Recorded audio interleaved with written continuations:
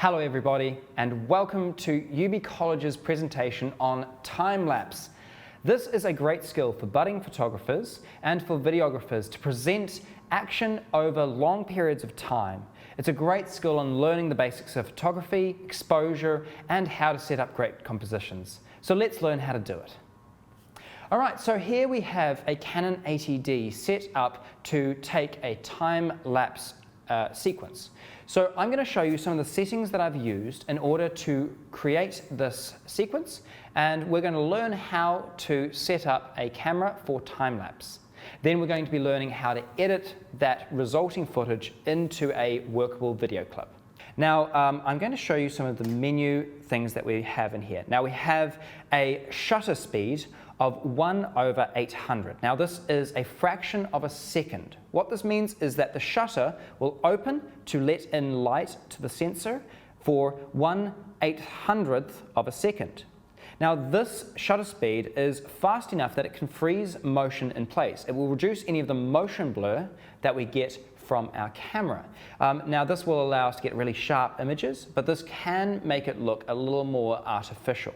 I've also set my f-stop to be f5.0. This is the lowest that I can go on this lens. It will provide a nice clear image all the way through my depth of field, so everything in my shot is going to be sharp.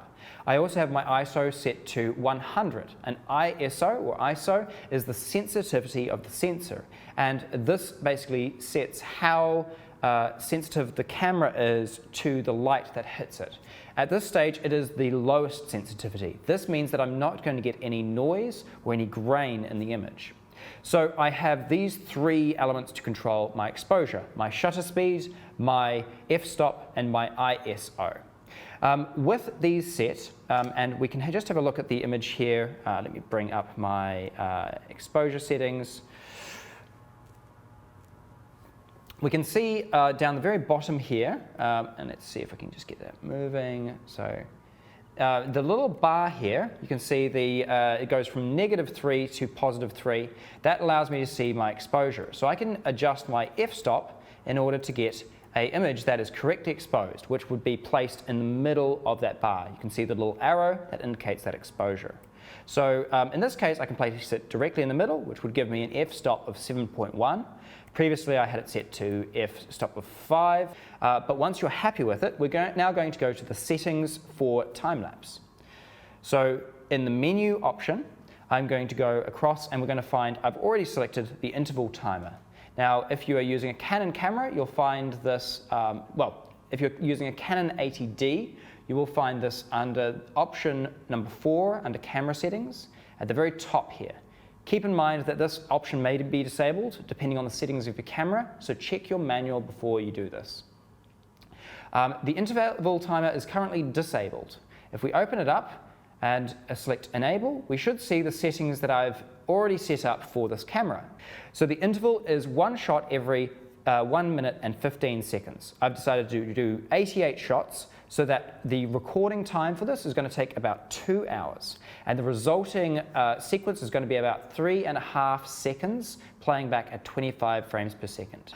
So with this setup, all I need to do is set it to enable. If I want to edit any of these settings, I can press info on my screen. I can go to the interval, I can change these values by selecting them and changing them up or down. I can go to my seconds here, change that as well. I can also change the number of shots. So if I want my video to be longer, I will increase the number of shots, and every increase of 25 frames will increase the length of this by a second. So if I do 25 more shots on this, I would get a longer clip.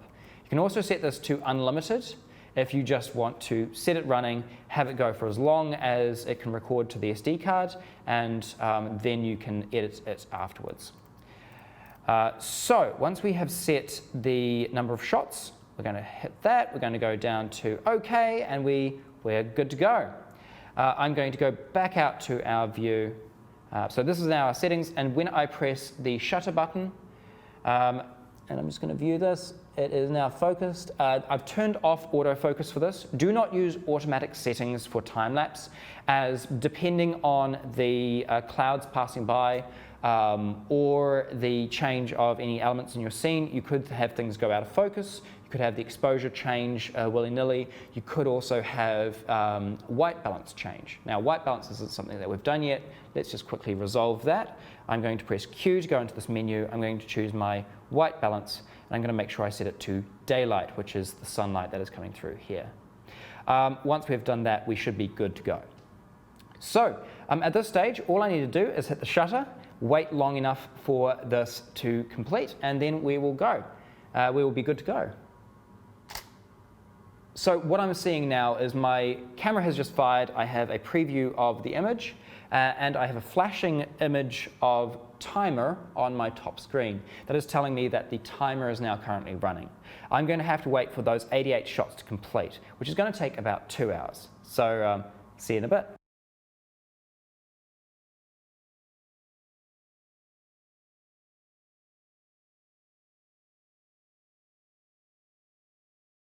All right, so our sequence has completed.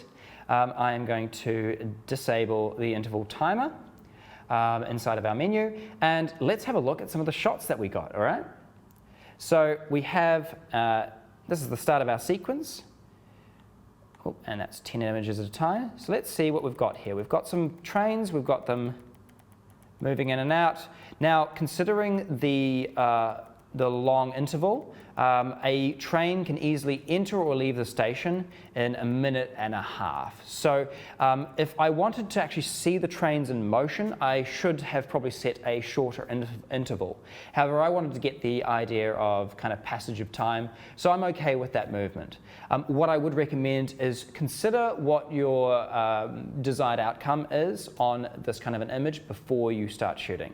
Anyway, let's get to the computer and we'll start editing this footage. I'm going to show you firstly how to bring the image sequence here, or series of images that we've taken in DaVinci. Now, I have already saved the location of my project here, and I can just go through to Timelapse, the image sequence, and here we have all of the images. Now you'll notice generally by default these will show up as individual images, which makes them difficult to work with. Now what we want to do is go up to the right hand corner up here, and this is in the media menu.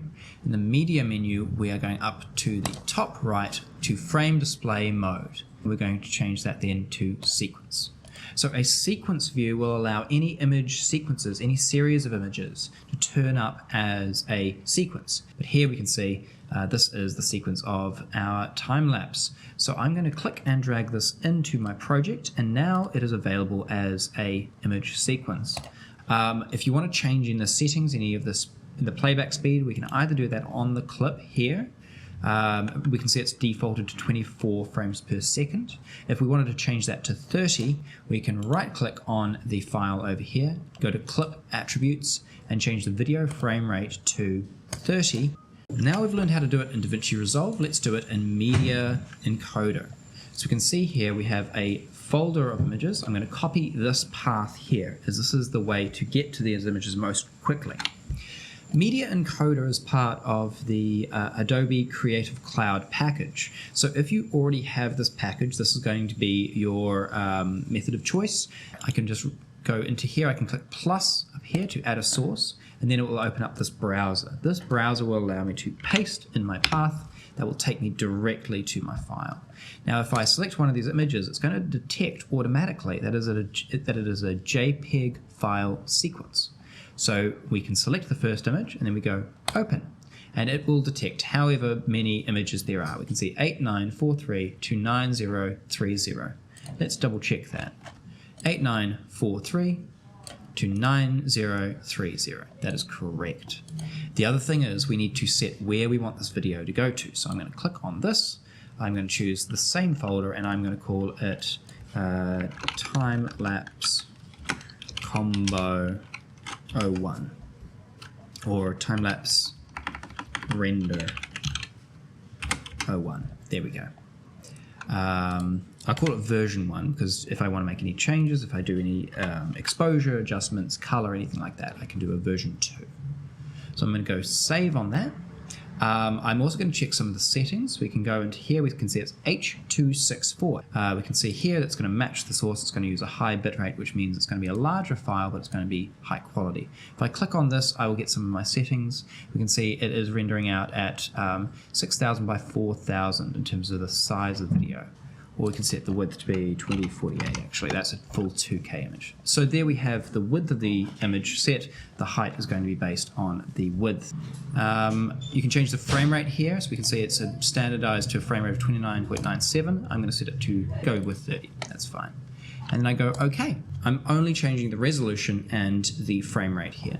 So when I hit the play button here, this will now convert that image to a video. There it is. Let's have a look at that video.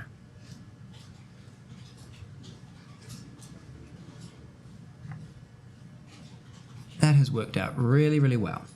So that is the end of our tutorial on how to make a time lapse. Thank you very much for joining us for this, and you have a great day.